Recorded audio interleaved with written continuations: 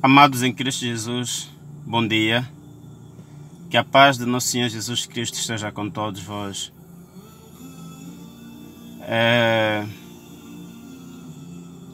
Estou nesse momento aqui na centralidade do Quilamba, como os irmãos e amigos meus veem. Não é? E então eu estava caminhando, meditando na palavra do Senhor, ouvindo melodias que levam a alma a essa hora da manhã para enfrentar o dia com confiança e convicção em nome de Jesus. E me veio logo em mente a passagem de Mateus 24, versículos 1 e 2.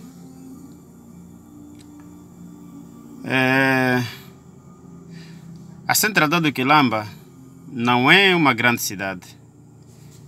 Não está a nível das cidades por ali no mundo afora. Mas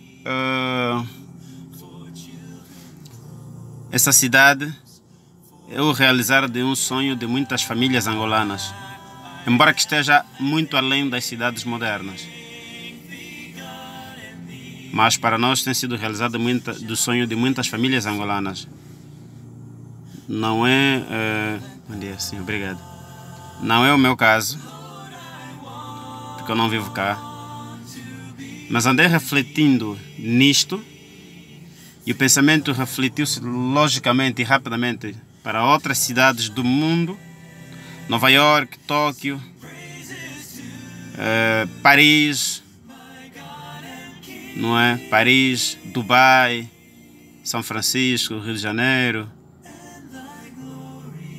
as grandes metrópoles e as grandes cidades, Los Angeles, Pequim, Xangai,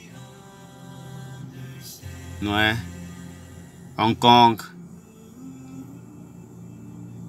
Abu Dhabi, enfim, grandes cidades.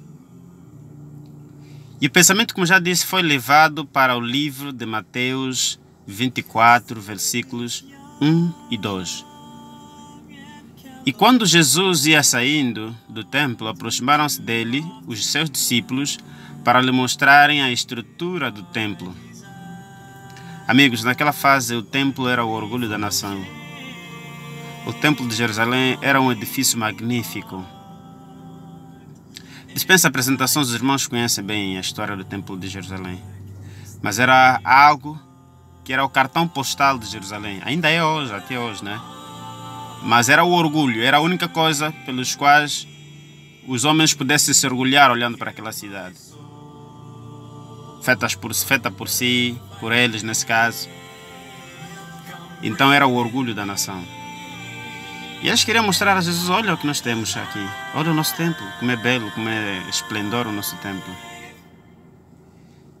E o texto segue no versículo 2 dizendo: E Jesus, porém, lhes disse: Não vedes tudo isto?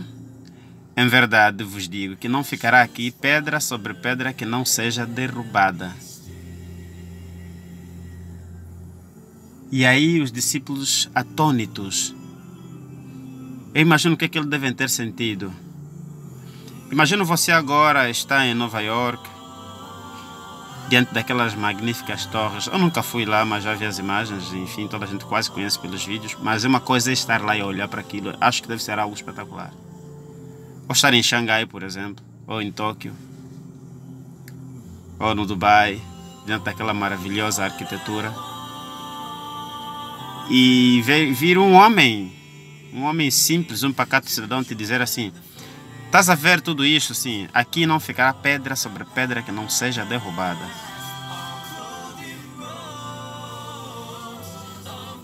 E os discípulos, rapidamente, o Espírito lhes levou a perceberem que Jesus estava falando do seu regresso.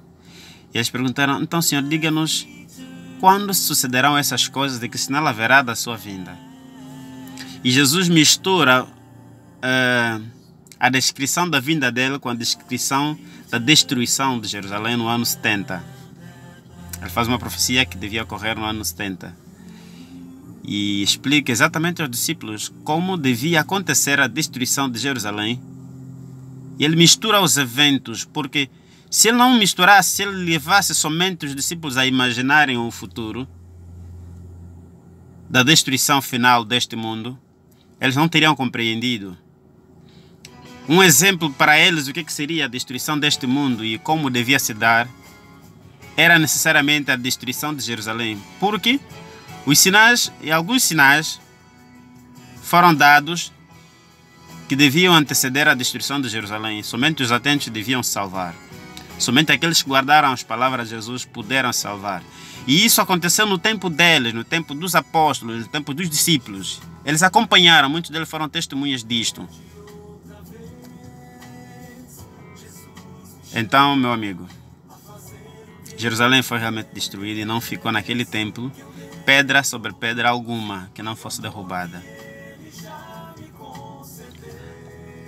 A certeza de que Jerusalém realmente foi destruída e o templo todo foi destruído e que naquele templo, aquela magnífica glória, não sobrou pedra sobre pedra nenhuma que não fosse derrubada. Eu tenho a certeza também de que não sobrará pedra nenhuma sobre pedra que não será derrubada quando Jesus voltar.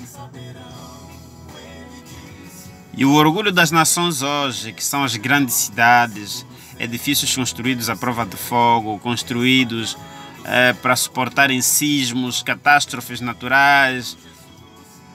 Esse é o orgulho das nações que nós temos hoje. As nossas belas e grandiosíssimas cidades serão destruídas e não sobrará pedra sobre pedra. Não sobrará pedra sobre pedra nenhuma que não seja destruída. Em 2 de Pedro 3, verso 10, há uma descrição terrível daquilo que será o dia do Senhor. Pedro diz que os elementos ardendo se desfarão. Quando ele diz os elementos, ele não poupa uns e outros. E aí o meu amigo vai perguntar, mas então, essas cidades construídas com aço, com aço, com ferro forte, com toda a tecnologia, com tudo que foi possível para que pudesse sobreviver às grandes mexidas como terremotos e tsunamis e tudo mais, serão destruídas? Meu amigo, eu quero que reflitas numa coisa. Antes que essas cidades fossem construídas, houve a necessidade de fundir o ferro. Houve a necessidade de fundir o aço, de transformar o aço. Essa transformação foi feita por uma indústria, feita por mãos humanas.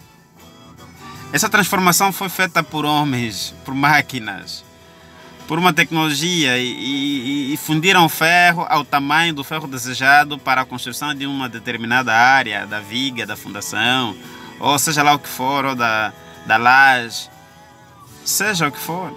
Foi transformado por mãos humanas, não foi algo do outro mundo, algo que apareceu de algum lugar e que ninguém mais consegue transformar. Foi transformado por mãos humanas. Como podemos pensar que o poder de Deus não é capaz de transformar algo em cinza, quando na realidade este material foi transformado por mim e por você, meu amigo? Pense nisso. Então não devemos perder o foco. Não podemos perder a direção. Tudo isso que nós temos aqui hoje, os quilombas. Quilomba não é nada comparado com o que nós já dissemos aqui. Só para servir de um exemplo. Tudo isso será derrubado e não sobrará aqui pedra nenhuma. O dia do Senhor vem. E vem já, e vem logo. Meu amigo, eis um momento para refletir em torno da tua vida espiritual. Este dia do Senhor, meu amigo, será barulhento, será ensurdecedor. Será um dia terrível. Mas só será terrível para aqueles que o seu nome não está escrito no livro da vida, desde a fundação do mundo. Você quer escrever o teu nome no livro da vida? O momento é agora. Você quer que Deus escreva o seu nome no livro da vida? O momento é agora. Não deixes isso para amanhã. Tão próximo quanto a vinda de Jesus é o dia da minha morte e da tua morte. Tão somente nós não sabemos quando isso vai acontecer. Amigo, eu estou agora aqui numa viatura, vou conduzir daqui a pouco para o trabalho. Pode ser que esse seja o último vídeo que eu estou a gravar para si. Pode ser que essa é a última mensagem que eu estou a fazer. Pode ser que não haja mais uma outra oportunidade para mim. E se não houver consagração? E se eu não estiver consagrado? E se eu não tiver confessado os meus pecados e deixado alguma coisa acariciada lá no fundo do coração? Qual será o fim da minha vida? Neste dia em que os elementos ardendo se desfarão, para aqueles que aguardam a vinda do nosso Senhor Jesus Cristo, será o melhor som jamais ouvido. Será como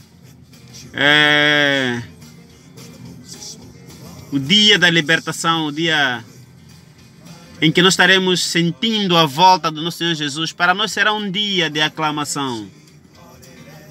Os ímpios irão correr de um lado para o outro, perplexos, sem nada para fazer, atônitos, uns sem sair, uns nem vão poder se movimentar.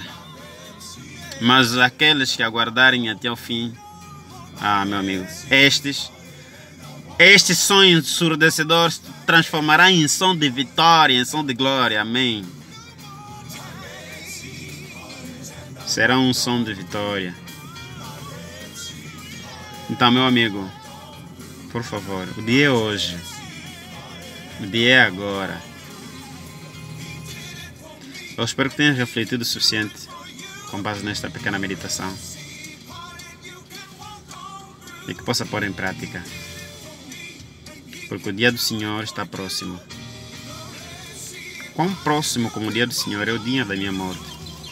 E quando eu morrer já não terei nenhuma oportunidade para decidir, porque os mortos nada podem, nada sabem. Decisão é agora, meu amigo. Decisão é agora. Deus nos possa abençoar. Desejo a ti um bom dia.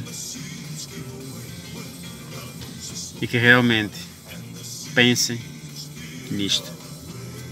Pense nisto. Deus não falha, nunca falhará.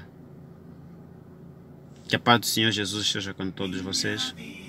Que Ele nos possa abençoar a todos. Obrigado.